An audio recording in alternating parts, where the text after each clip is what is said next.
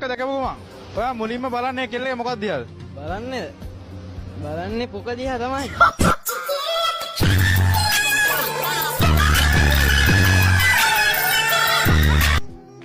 That's my boy, homie. That's my boy.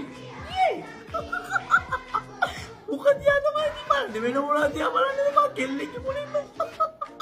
ආවේ කොරෝනි කියලා මුලින්ම බලන්නේ ඇස්තේ දිහා බලනවා පක.